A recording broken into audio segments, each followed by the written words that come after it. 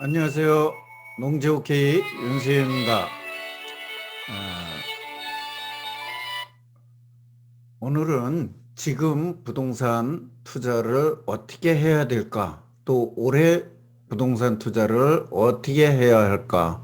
하는 데 대해서 여러분과 같이 생각해 보는 시간을 갖고자 합니다. 일단 부동산 투자는 지금 뭐 많은 분들이 아직도 상승을 할 것이다. 전문가나 일반인들이 많이들 그렇게 생각하고 있고 여론조사에서도 그렇게 나타나고 있는 것이 사실이기도 합니다. 그러나 일부에서는 부동산 투자는 이제 꼭지점이다 하는 이야기도 하고 변곡점을 맞이했다 하는 이야기를 하고 있습니다. 저도 후자에 가깝게 보고 있고 이미 변곡점이라고 하는 것은 나중에 한 1년 정도 시간이 지나서 보아야지 어디가 변곡점인지 알 수 있게 되긴 합니다. 부동산 시장이라는 것이. 그렇기는 합니다만은 현재 나타나는 모든 현상으로 보았을 때 지난해 11월, 10월과 11월 그 사이에 10월과 11월 그 사이에서 변곡점이 나오지 않았나 이렇게 생각을 합니다. 그래서 그냥 조금 저거에게 본다 그러면 11월에 변곡점이 왔다. 그 변곡점이 이제 우리 시장에서 나타나는 것은 제가 좀 전에도 말씀드렸지만은 한 1년 이상 지나가 봐야 그제서 알게 되고 사실상 본격적으로 조정을 받는 것은 거의 1년이 지나야 받게 되기 때문에 그렇기 때문에 지금 현재는 예단하기는 어렵습니다. 그리고 부동산 시장의 전망, 뭐 이거를 한다는 것은 이거는 사실 인간으로서는 할 수 없는 일이기도 합니다. 그렇지만 어쨌든 간에 지금이 장기간 오른 상황에서 더 이상 오른다 하더라도 오를 여력이 그렇게 크지 않고 조정을 받고 약간의 그 침체를 겪고 다시 또 상승을 하고 이런 시장으로 갈 것으로 보기 때문에 지금은 그동안에 내가 투자해서 벌은 것에 대해서 갈무리, 거두어 들이는 일을 잘 하시고, 그 다음에 그것을 잘 보관하시다가 또 앞으로 투자를 해서 언제 할까 하고 천천히 길게 보면서 투자를 해야 할 때라고 보여집니다. 그래서, 갈무리는 빨리 하고 투자는 천천히 길게 보면서 해야 할 때라는 말을 드렸습니다.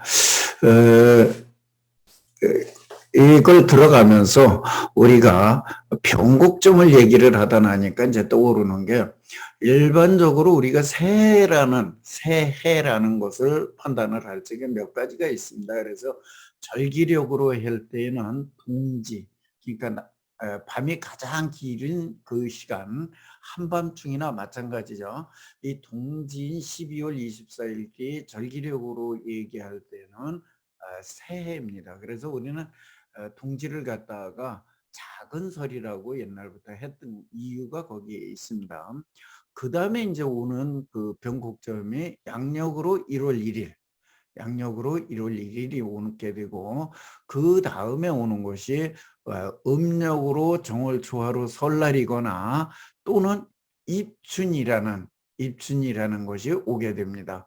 물론 이 입춘과 설날은 앞뒤가 왔다 갔다 해요. 왔다 갔다 했는데 이렇게 우리가 변곡점으로 1년의 시작이라는 변곡점을 따질 때는 네 번의 그 날이 있다. 그래서 우리가 보통 뭐 무슨 띠 하죠. 올해 같으면 검은 호랑이 띠니 뭐 호랑이 띠인데 호랑이 띠가 되는 것은 2월 4일 날 오전 5시였었나요? 5시 뭐 몇 분인가 그랬었습니다. 그래서 이런 식으로 그 시간이 지난 이후에 태어난 사람은 호랑이 띠, 그 전까지 태어난 아이들은 소띠 이렇게 하고 있습니다. 그래서 이렇게 나타나지만 실질적으로 이게 나타나서 대부분 지금 보면 동지서부터 2월 초 중순까지 기간이기 때문에 한겨울이에요. 한겨울에 변곡점이 나타나고 시작이 거기서 변곡점이 나타나서 되지만 우리가 한 해가 제대로 움직여 돌아가는 씨앗을 뿌리고 뭐를 하는 것은 봄이 되어야 하듯이 이렇게 어떤 변곡점이 나타날 때는 아직은 앞이 안 보인다고 보시면 돼요. 예, 자정은 밤 12시잖아요. 밤 12시에 자정이 와서 날이 바뀌었어요. 이미 그 시간에 날이 바뀌었습니다. 그러나 우리가 밤 12시에 날이 바뀌었다 그래서 새날에 새해가 뜨지는 않습니다. 그보다 한 다섯, 일곱 시간 정도 지난, 한 여섯, 일곱 시간 정도 지난 아침에 가서야 새날에 해가 떠오르는 것과 같은 이치다. 우리는 해가 떠오르는 걸 보고서 아침이다 이렇게 얘기를 하고 그때에서야 무엇이 바뀌었구나 하고 느끼고 행동을 하게 됩니다. 그러나 실제 바뀐 거는 언제예요? 자정이었잖아요. 그래서 이렇게 미리 보고서 대비를 하는 것도 좋겠다 하는 것을 한번 해보시자 그런 얘기고, 이렇게 뭐 새해가 되면서 다짐도 해보고 뭐 하신다는 얘기고, 자, 제가 아까 말씀드렸듯이 이렇게 변곡점이 온 것을 갖다가 또는 변곡점이 오고 하는 것을 갖다가 너무 그 기운만을 가지고 하다 나니까 조금 일찍 판단하라는 경향이 있습니다. 남보다 조금 일찍 판단하고 조금 하다 나니까 문제가 조금 너무 일찍 판단하는 바람에, 그러니까 자정에 일어나서 아침에 왔다고 떠들어대고 일어나 돌아다니니까 문제가 생기죠. 예, 그런 식으로다가 좀 그런 부분이 있었습니다. 그래서 이런 거를 감안해서 좀 봐야 되지 않을까 하는 그런 것들도 좀 있었고, 여기 지금 드린 말씀은 제가 카페에서나 또 우리 모임에서나 또 강의를 하면서 조금 빠르게 판단을 해서 혹시 혼란을 드려서 잘못 정리를 조금 미리 하는 바람에 하신 분들이 있다면 좀 죄송한 부분도 있다. 예, 그래서 물론 뭐 제 말을 듣고 하실 분들은 아마도 없을 거라고 봅니다. 제가 지금까지 보니까 제 말은 듣고 실행하시는 분들이 그렇게 많지 않으시더라고요. 예. 어쨌든 그렇게 이제 한 것들에 대한 반성을 조금 해봤고요. 입춘이 2월 4일에 들어왔지만 우리는 보통 춘분 때, 3월 하순경에는 춘분 때나 돼야 봄이 왔구나 이렇게 느끼는 것과 같다 이런 얘기입니다. 자, 쓸데없는 소리 그만하고 올해는 굉장히 중요한 해입니다. 올해는 대선과 지방선거가 있는 해입니다. 대선과 지방선거는 우리 부동산 시장에서 굉장한 영향을 받습니다. 굉장한 영향을 받는데 이 두 가지가 올해 다 있는 해예요. 그래서 굉장히 중요한 해이고 이렇게 되는데, 우리나라 경제뿐이 아니라 지금 코로나 뭐 이런 걸로 인해서 그동안에 돈풀기를 했던 것으로 인해 가지고 경기가 또 하방 압력을 받는 해이기도 해요. 그래서 좋은 면도 있고 나쁜 면도 있고, 또 우리나라는 또 경제활동 인구가 지난해부터 이제 줄어드는 해이기도 해요. 그래서 이런 것들을 전체로 봤을 적에 팽창과 성장의 해가 거의 마무리되어 가고 수축과 저성장의 해가 되지 않는가, 그런 변곡점의 해가 되지 않는가, 지난해부터 올해까지의 해가. 그러면 앞으로는 계속해서 지금과 같은 완전 성장 팽창의 시대는 막을 내렸다. 그러면 우리의 투자의 방향도 조금은 바꿔야 되겠다 하는 얘기고, 요즘 부동산 시장이 돌아가는 건 여러분들이 더 잘 아실 겁니다. 그래서 그동안에 그렇게 올라가고 했던 것, 또 돈들이 많이 풀려서 인플레가 일어나고 있는 것. 그래서 지금도 많은 분들이 이런 말씀을 하십니다. 시중에 돈이 너무 많다. 돈 많은 사람이 많다. 근데 또 제 주변에 일반적인 우리 보통의 사람들을 보면 돈이 없어서 허덕이는 것도 사실입니다. 그래서 있는 자는 있고 없는 자는 없는 양극화가 일어나는 것이 아닌가 하는 그런 것도 있습니다. 어쨌든 무섭게 치솟던 부동산 시장이 지난 연말을 기점으로 해서 지금 좀 숙여들고 있다. 예, 한풀 꺾여가고 있다.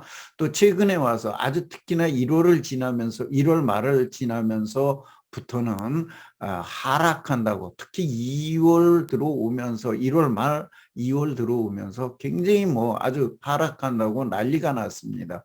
그래서 이제 벌써 뭐 완화를 해줘야 되고 뭐 이렇게 한다고 얘기를 하는데, 선거도 있고 뭐 이러기 때문에 또 아직은 아까 얘기했듯이 유동성 자금도 많이 풀려 있고, 그래서 폭락으로 당장 이어지지는 않을 것 같고, 또 과거에 버블스 분 그 하락이 있었던 하우스포가 벼랑간 일어나지는 않을 것 같습니다. 그러나 과거의 사례에서 비추어 봤을 적에 이번에 하락을 하기 시작하면 적어도 1년 정도의 약간의 조정을 받으면서 하락을 해서 2, 3년간은 적어도 하락을 하지 않을까 싶습니다.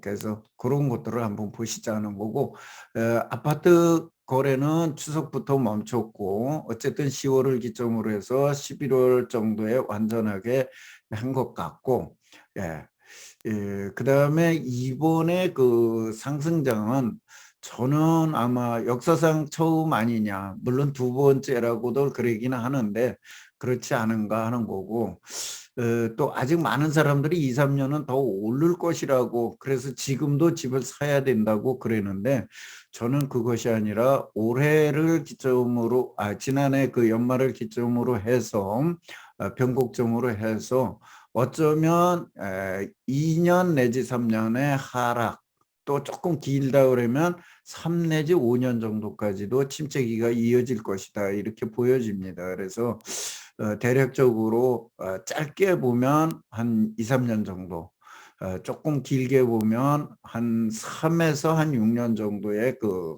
하락기가 예상이 되고 있습니다. 그래서 투자에서는 좀 조심하시고, 그래서 제목에서 말했듯이 그동안에 돈을 벌으신 분들이라면 갈무리를 잘해라, 좀 돈을 거두어 들여라, 그런 얘기예요. 거두어 들여서 쌓아 놓다가 그 다음에 향후에 그 상황을 보아가면서 투자를 할 때가 아닌가, 저는 그런 생각을 가지고 지금은 무리수를 두지 말고 투자를 하자, 그런 얘기에서 말씀을 드리는 겁니다. 물론 실수요자라고 하는 분들, 꼭 필요하신 분들은 전세가 됐든 월세가 됐든 또는 자기 집을 사든지 간에 하셔야 됩니다. 그러나 부동산 시장에서 폭등기, 상승기를 주도하는 것은 실수요자가 아닙니다. 투기 수요들이 들어갔기 때문에 되는 거지, 실수요자들이 절대적으로 그렇게 해서 올라가는 장은 아닙니다. 그래서 지금 뭐 저는 개인적으로 지금 뭐 세금을 완화해야지 물량이 풀린다 어쩐다 하는 거는, 그동안에 물량을 내놓을 수 있는 기회도 줬고 이랬는데 지금에 와서 푸는 거 잘못이라고 봅니다. 이득을 챙기셨던 분들에 대해서 그만큼의 이익은 공유를 해야 된다. 추가적인 그런 생각을 갖는 사람입니다. 그리고 그렇게 만약에 안 한다 그러면 그동안의 말을 듣고 그 기간 내에 정리를 했던 분들에 대한 배신이기도 합니다. 정책의 신뢰를 잃어버리는 거거든요.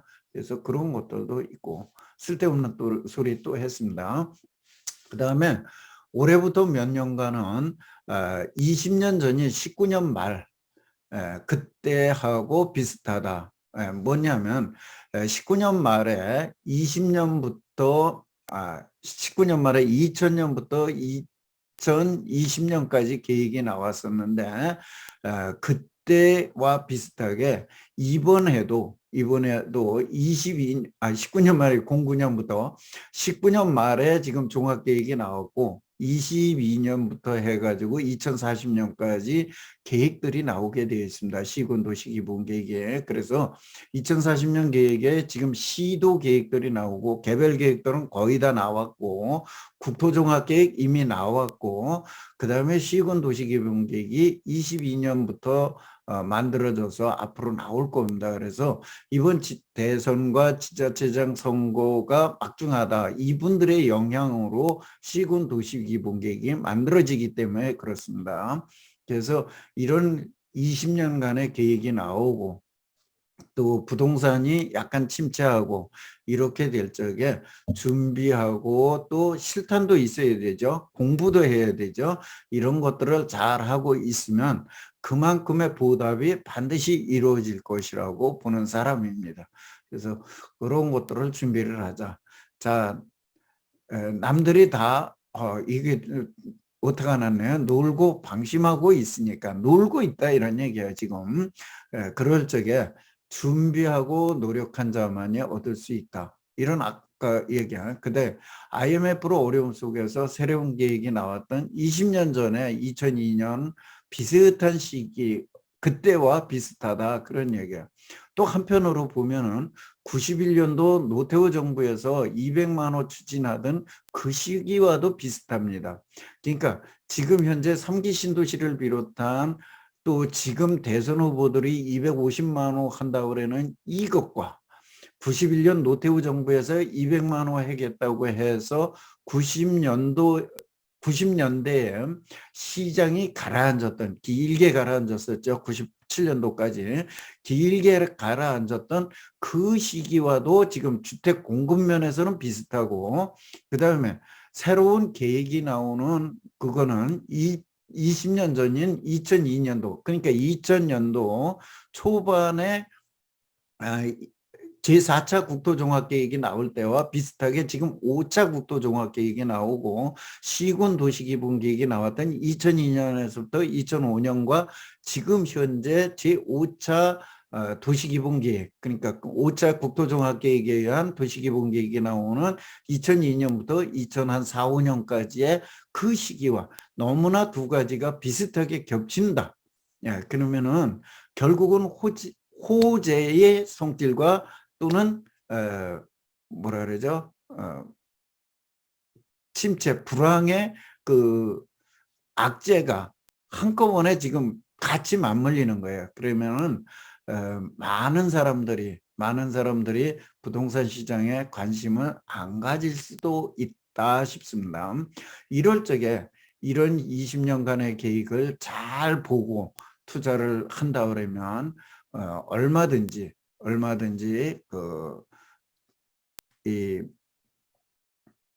투자로서 성공을 하실 수 있는 기회를 얻을 수 있는 것이 아닌가 합니다. 그래서 지금은 가지고 계신 거 정리하셔야 될 부분이 있다 그러면 내가 좀 힘들 적에 견딜 수 있을 만큼의 저거를 거두어 들이시고 그 다음에 실탄을 좀 준비하면서 이런 그 계획에 대한 거 공부 또 앞으로 투자할 지역에 대한 공부 어떤 물건에 대한 공부 이런 공부를 하면서 그 계획을 보고 투자를 할 시기를 노릴 때이다. 지금 현재 그 막 올라가는데 편승해서 들어가서 할 때는 아니다 이렇게 보는 겁니다. 그래서 제가 드리고자 하는 것은 갈무리는 좀 빨리 지금 시간이 별로 없기 때문에 그럽니다. 이 하락기에서는 아무리 내던져도 팔리지를 않아요. 그래서 회수하실 것이 있으신 분들은 빨리 갈무리를 하셔라. 그래서 이렇게 갈무리를 하시고 새로운 투자를 하시려고 하시는 분들은 길게 보고 좀 천천히 준비하셔라. 그런데다가 아직 그 20년간의 시군 도시기본계획들이 안 나왔기 때문에 이 나오는 걸 보고 해도 충분하다. 지금은 폭등장, 상승장의 시기가 아니라 침체기로 접어드는 때이기 때문에 충분하다. 그래서 내가 부족한 면 지금 채우시고 공부하고 정보 분석하는 거 배우시고 내 것으로 만드는 거 하시고 이렇게 하면서 각종 모임이라든지 세미나라든지 이런 데서 정보도 많이 들으시고 이렇게 하실 시기다. 그래서 다시 한번 말씀드리지만 부동산 투자 지금은 갈무리는 될 수 있으면 빨리 하셔라. 그리고 준비를 하셔라. 준비는 하시는 시기고 투자하려고 그러는 것은 조금 천천히 보고 길게 보고 하셔라. 짧게 보지 마시고. 그래서 이렇게 하실 시기가 되었다고 보기 때문에 여러분들에게 경고 차원에서 또는 뭐 제가 먼저 경험해 본 사람의 입장에서 이렇게 생각을 전했으니까 여러분의 생각도 거기다가 섞어 가지고 잘 분석해서 지금 투자를 어떻게 하는 것이 성공적인 투자를 할 수 있는 것이 되겠는가 이런 것들을 한번 보시면서 하시기를 바랍니다. 뭐 그 주식격언에서도 쉬어가는 것도 투자라고 얘기를 할 때가 있습니다. 그와 마찬가지로 반드시 뛰어가는 말에 올라타야지만 성공하는 건 아니니까 한 번쯤은 한번 생각해 보시면서 투자를 하시고 저는 지금도 부동산에 대한 준비를 열심히 지금은 겨울로 접어든 거니까 겨울에는 아무리 씨앗을 뿌려도 나지 않습니다. 겨울에는 씨앗을 뿌려도 나지 않고 봄이 되어서 뿌려야지 제대로 나는 거기 때문에 이 봄이 오면 준비하고 겨울에는 공부하고 종자를 선별하고 이러는 것이 농사일이거든요. 그래서 부동산 투자에서도 이런 방법을 택하셨으면 합니다. 어쨌든 지금 들판에 있는 거 빨리 거두시기 바랍니다. 더 추위가 오기 전에 거두시고 그 다음에 겨울에 준비하시고 그 다음에 향후의 투자는 조금 계획들이나 이런 거, 그 지자체장이나 대통령 선거를 다 지켜보면서 그분들의 공약도 지켜보면서 판단하셔서 길게 보고 투자하실 시기가 되었다 하는 걸 말씀드리면서 올 한 해 여러분들께서도 신중하게 또 현명한 판단으로다가 투자를 하셔가지고 모두 성공하시고 부자로 잘 사시기를 바라겠습니다. 감사합니다.